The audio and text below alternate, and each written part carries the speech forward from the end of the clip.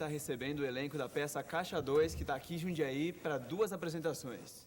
Aqui do meu lado, Fulvio Stefanini, Suzy Rego, Juca de Oliveira, prazer receber vocês aqui em Jundiaí. Obrigado. Primeira vez que é em Jundiaí? Na realidade, não.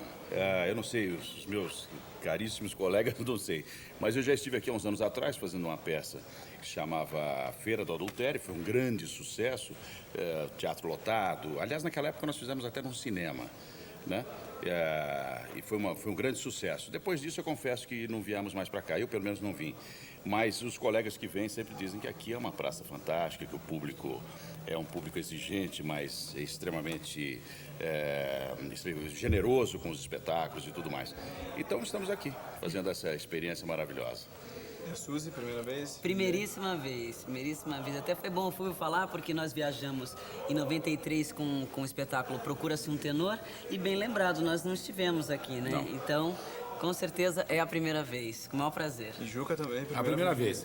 E a grande surpresa, eu não conhecia o Politeama, né? O Politeama realmente é um monumento à arquitetura brasileira, maravilhoso, foi excepcionalmente recuperado. E eu quero incluir, a partir de agora, todas as minhas peças, eu farei uma parada obrigatória aqui. Uma peça sua já teve aqui no Politeama, Qualquer Gato Vira-Lata? Isso. Já teve aqui. Tem uma vida sexual mais sadia que a nossa. Isso. Eu soube. Eles me contaram, disse que foi um grande sucesso e foi uma receptividade muito calorosa. Foi ótimo. Agora vamos falar um pouco da peça do Caixa 2. Você é o autor e é ator na peça também. Sim. Conta um pouco da história pra gente do Caixa 2. O Caixa 2 é uma mega comédia, ela está em cartaz já há 3 anos, foi vista por 600 mil pessoas. Agora, o pano de fundo do Caixa 2 é a corrupção, a falta de caráter do político brasileiro, a falta de sensibilidade do sistema financeiro, que não liga para a miséria do povo. E a inspiração para escrever essa peça foi isso a que todos nós estamos acostumados, né? Eu me baseei muito no escândalo dos precatórios, aquela mega comédia que todos nós assistimos madrugadas adentro, né? E descobrimos que eles apanhavam o dinheiro da merenda escolar, o dinheiro do remédio, o dinheiro do hospital e metiam no bolso. Uma coisa que eles continuam, de certa forma, fazendo ainda hoje. Mas aquilo me inspirou com outro episódio do desaparecimento do dinheiro do depósito bancário. Eu juntei os 2 episódios e fiz a peça. A peça trata do defeito do homem, ao invés de tratar da virtude, trata dos defeitos, que, aliás, é o campo da comédia. Então, depois de 3 anos, a peça continua atual.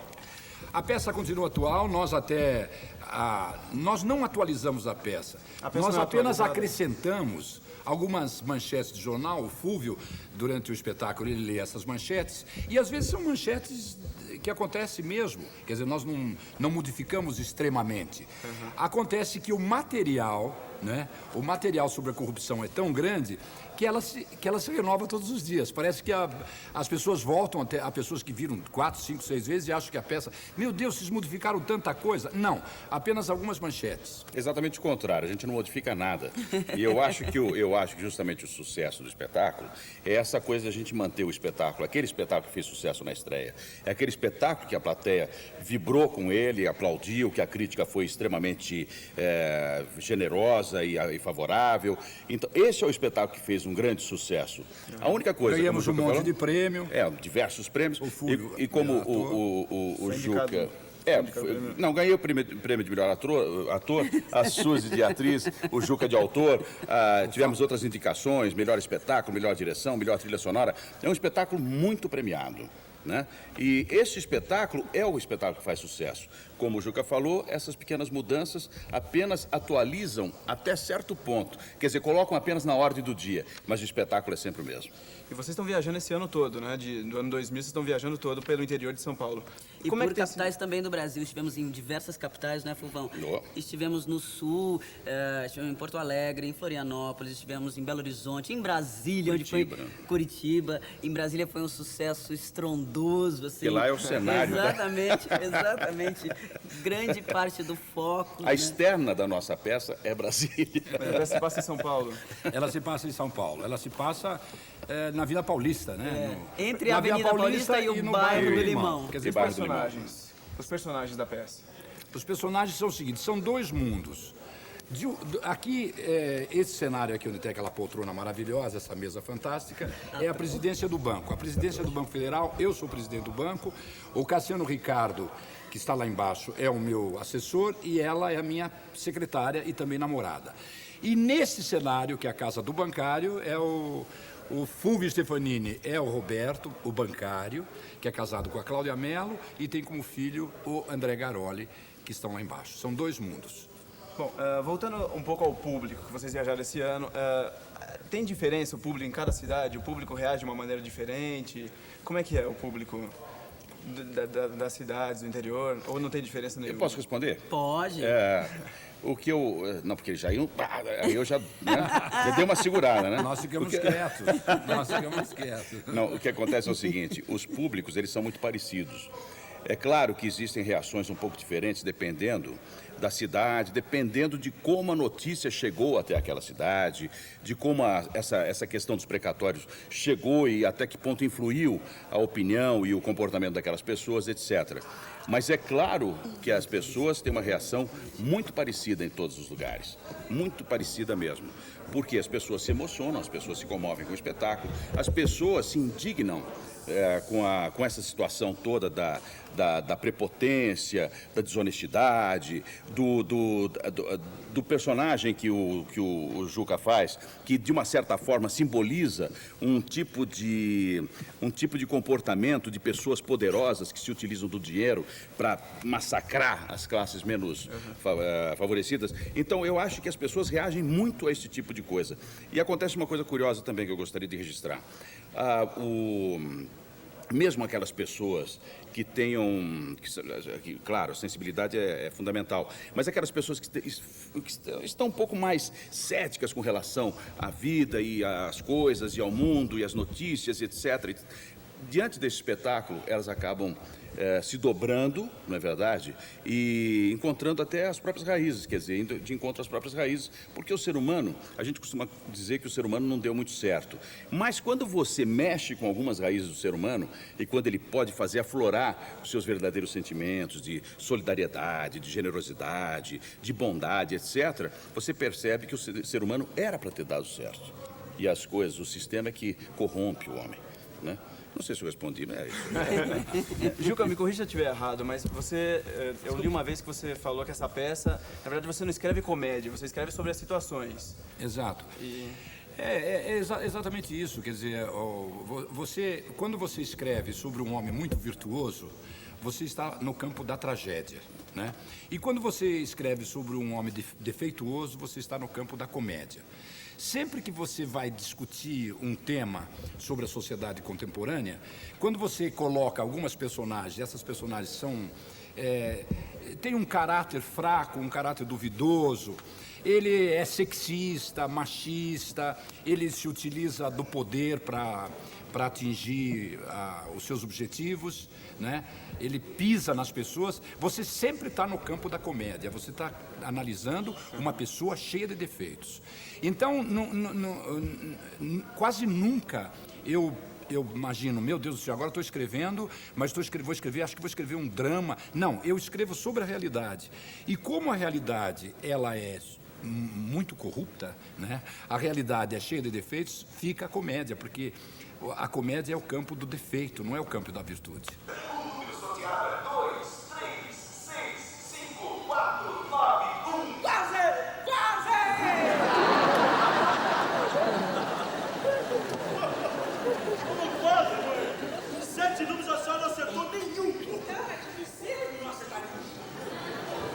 Suzy, você antes de ser atriz, você era modelo. Sim. Como é que você foi pro palco? Como é que você foi pro teatro? Ou você começou na televisão primeiro?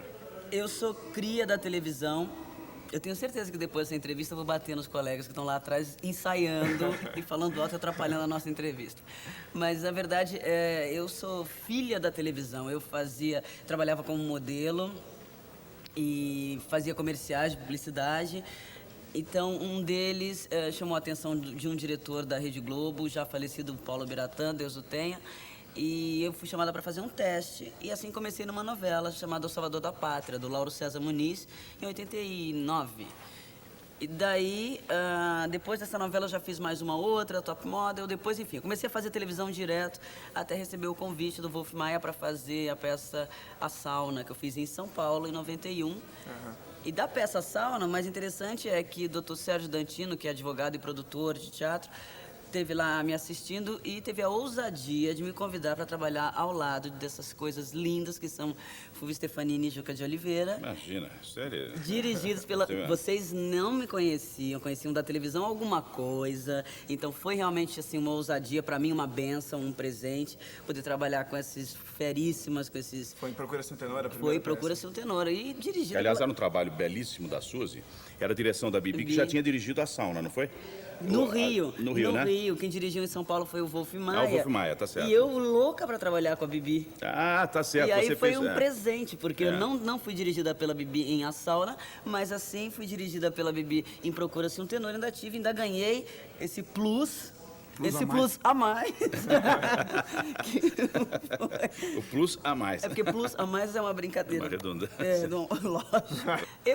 Eu tenho a melhor família, porque eu sou uma atriz sem formação catedrática. Então imagine assim, o sonho que é para uma menina que, enfim, vendedora de parafina em loja de surf, depois foi quase Miss Brasil, depois fui trabalhar como modelo, tudo isso com muito esforço e cria de televisão, passando por todas aquelas críticas de modelo, não é ator, enfim, e depois ter essa possibilidade de me apaixonar por esse veículo que eu tenho realmente um amor incrível e que é a minha escola, que é o teatro, trabalhando com os deuses do teatro brasileiro, sim, isso é verdade, não sou eu que estou dizendo, todo mundo sabe disso, e fazendo escola, porque fazendo na prática e graças a Deus ainda sendo remunerada e honrando as minhas contas.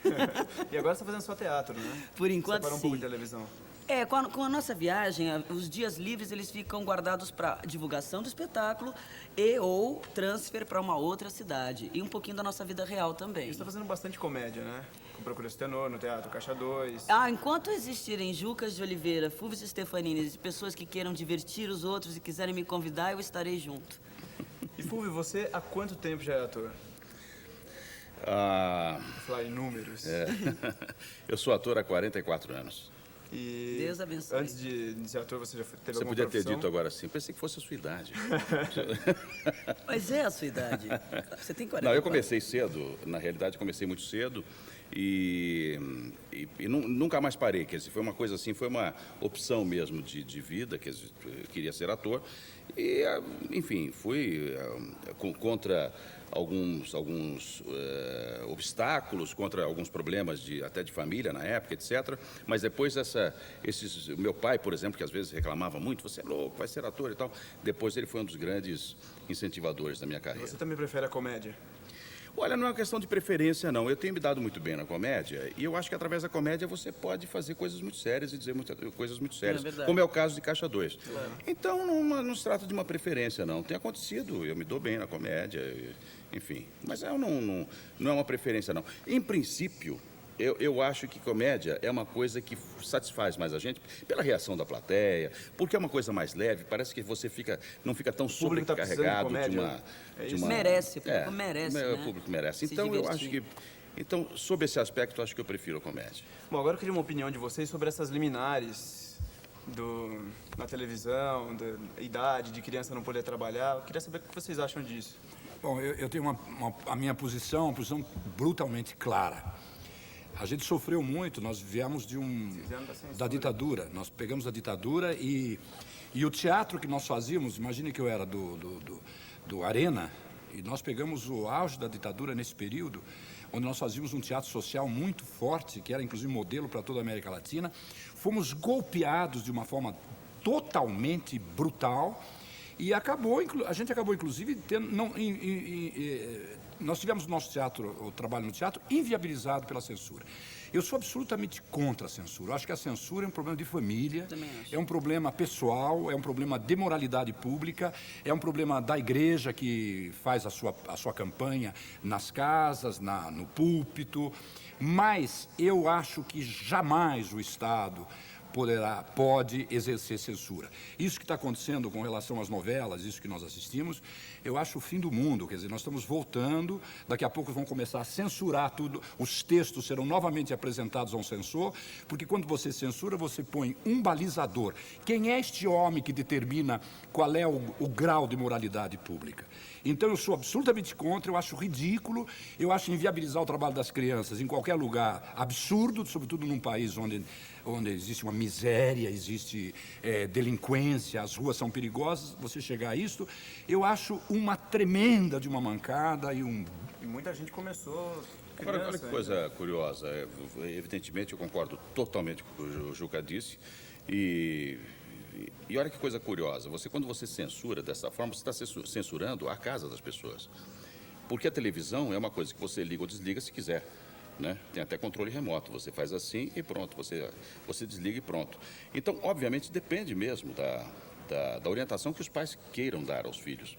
E não me parece que a televisão seja o veículo para se mostrar coisas que sejam proibidas nesse sentido da educação, etc. Ao contrário, existe uma preocupação, sim, isso é uma preocupação dos autores, dos atores, da própria televisão como veículo, de levar um tipo de informação que pelo menos informe as pessoas com relação a determinadas tendências e tudo mais. Eu acho isso ridículo, acho que é, sim, uma coisa autoritária, é uma volta, pelo menos é uma preliminar de uma volta à censura e que a gente deve rechaçar de todas as formas e não permitir, em hipótese nenhuma. Bom, eu queria agradecer a presença de você no Sala VIP. Eu estou aqui no cenário do Caixa 2. Muito bem-vindo. Muito obrigado, muito sucesso, mais sucesso ainda. E semana que vem a gente